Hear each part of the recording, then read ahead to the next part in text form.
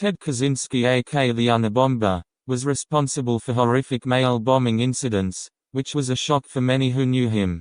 Couldn't come to the realization that he was capable of such an unthinkable act. He was nationally feared for the senseless acts he committed, and the weirdest thing was him being found dead in his prison cell on a Saturday night. And like Jeffrey Epstein, who was supposedly killed in his prison cell, various theories turned up online to suggest there's more to look at when determining Kaczynski's death. Although that's not the focus here.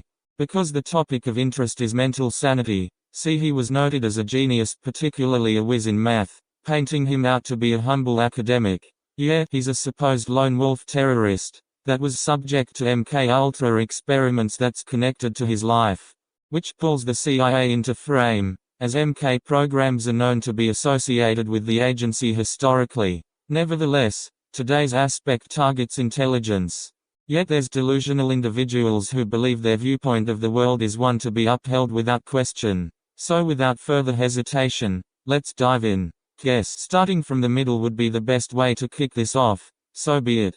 Alright, what if madness doesn't feel like chaos? What if it feels like clarity? What if the most dangerous minds aren't confused, they are actually doing positive acts? What goes on inside the mind of a madman, when he believes he's the only sane one left? This isn't a story about violence. It's a story about certainty. So inside the mind of someone like Ted Kaczynski, madness doesn't announce itself. There's no inner voice screaming you're insane. Instead, there's a quiet, steady belief. I see what others refuse to see. This is the core illusion. The world feels inverted. Society feels irrational. Institutions feel corrupt. And the individual concludes, if the world is wrong, then I must be right. From the inside, this doesn't feel delusional. It feels responsible. Here's where people get it wrong. Intelligence does not protect against madness. In some cases, it accelerates it. A highly intelligent individual can build elaborate justifications for almost any position.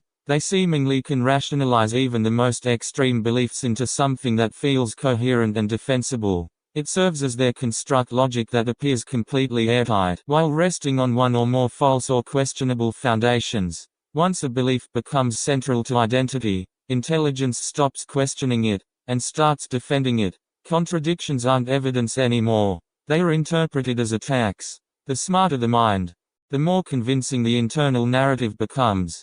Another critical shift happens quietly. People stop being seen as individual people and instead become symbols, abstract ideas, or mere representations of a system. This is called moral disengagement. Once someone is no longer seen as human, harm no longer feels personal. There's no hatred here, no emotional explosion, just a cold belief. This is necessary. That's what makes this mindset so disturbing. In the mind of a madman, everything fits the story, and yes, that includes ladies who off their rocker too. Every obstacle proves persecution. Every failure confirms resistance. Every critic becomes an enemy. Reality no longer corrects belief, it feeds it. The most dangerous question disappears. Why are they trying to stop me? Once that shift happens, self-correction is gone. That brings up another aspect that's lacking here, which is self-control, which some people believe they have. Yeah, that reminds of that 180s pop rock group Imagination.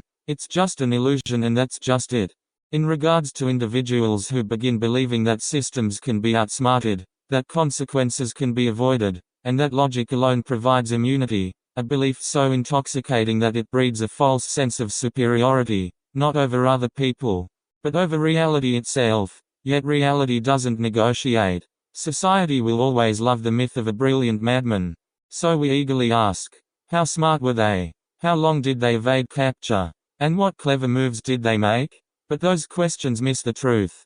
The danger wasn't brilliance. The danger was certainty without humility. Madness doesn't look like insanity from the inside. It feels like purpose. This isn't just about extremists. This mindset appears whenever belief replaces evidence, identity replaces inquiry, and certainty replaces doubt. The scariest part? Every human mind is capable of this under the right conditions. Madness isn't always loud. Sometimes it whispers, "Everyone else is wrong, but not me." In the case of Ted Kaczynski, researchers have examined several aspects of his early life. This includes extreme social isolation from skipping grades and entering college at 16. That left him socially out of place among his peers. It was very difficult for him to form relationships, as many accounts described him as highly intelligent yet emotionally withdrawn. There's also issues surrounding possible early stresses he was taking. Not to mention his mother, who experienced traumatic hospitalization while in infancy. Some biographies suggest it may have played a part in Kaczynski's psychological disorder. Experts debate its true impact, yet it's crucial to note that millions of people endure bullying, loneliness, or hardship without ever becoming violent extremists. If that's the case, then those factors alone cannot fully explain the manifestation of his psychological issues.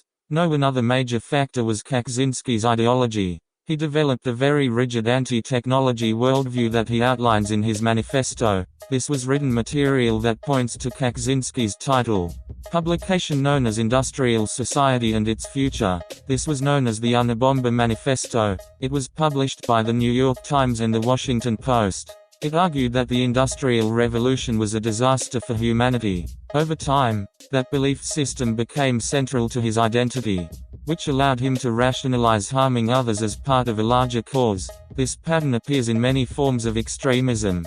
Once someone frames their actions as serving a grand mission, moral boundaries can become distorted. Note, while I briefly mentioned a few key dictators who undoubtedly faced somewhat similar psychological aspects as Ted Kaczynski did, and although such factors don't always cause someone to develop a high level of disdain toward others, the ones discussed earlier were exceptions. These were figures like Adolf Hitler and Joseph Stalin, even though their historical contexts and actions differed markedly from Kaczynski's.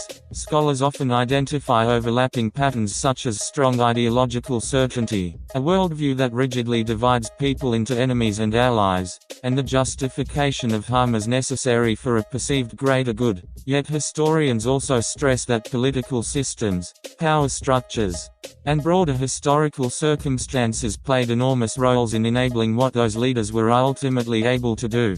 The notion that someone simply snaps is prevalent in popular culture, but research generally indicates a more gradual process involving long-term grievances or isolation.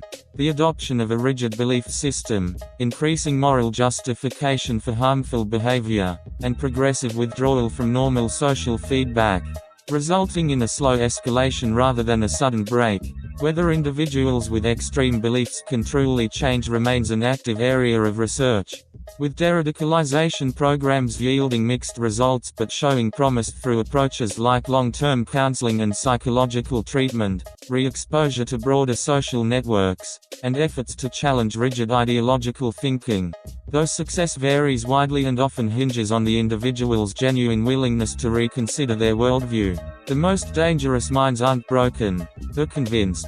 And the moment a person believes logic alone makes them untouchable, reality is already closing in. Because madness doesn't feel like madness, it feels like absolute truth to them. One has to admit, just because someone's considered to be the smartest, doesn't mean they might be the most calm, collective, and most importantly sane. So if you liked what you heard today about the dangers of a super smart delusion nutjob, then smash that like button. Make sure to subscribe to Mind Blast Mechanics, where we dive deep into the observations that matter. Also throw in a comment out and it will 100% get answered. Don't miss our next video, so make sure to tap that bell. Thanks for watching.